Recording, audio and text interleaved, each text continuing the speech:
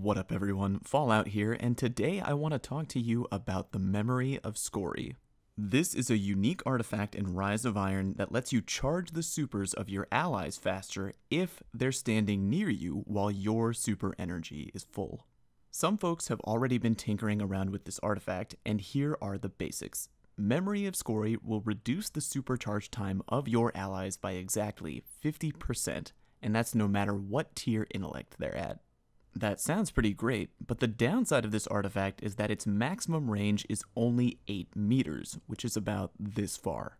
Now, I've seen a few questions popping up about this artifact, and I did some additional testing to answer them.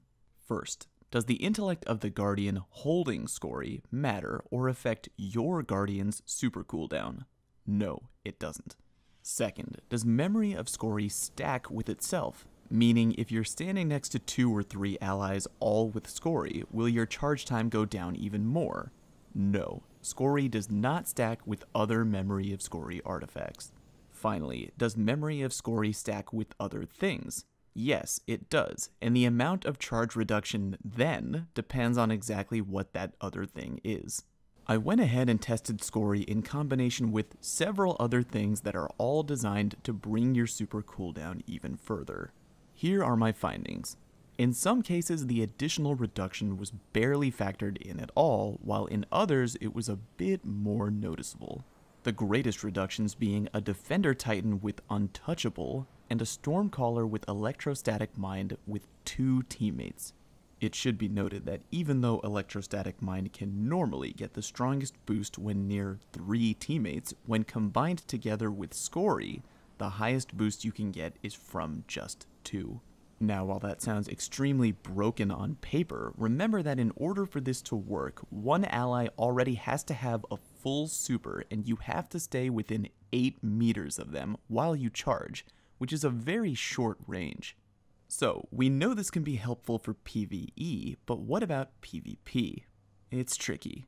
Let me say that the bottom line is, any Rise of Iron artifact that actually gives you a unique ability is going to be a better choice than a plain Jane one that doesn't give you anything.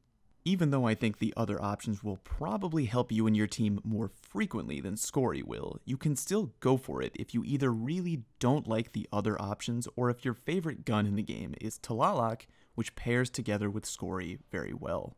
Some people have mentioned that Skorri might be a killer option in Trials because that's generally a slower paced game type. So I did some live action testing with a loadout that was really strong on paper. 3 Stormcallers each with Electrostatic Mind and 1 with Skorri. We purposely played way back and stayed together at all times every round to charge up our storms. And while we did technically win the games when testing with this method, it felt gimmicky to the point where I'm pretty sure that relying on it is a bad idea. In fact, it's a tactic that you can totally punish if you know how. If you load into a game of Trials, see that one of your enemies has Skorri, and you don't see anyone on the other team at all for a good while, you can probably assume that they're going to try and do this, and you need to push in on them.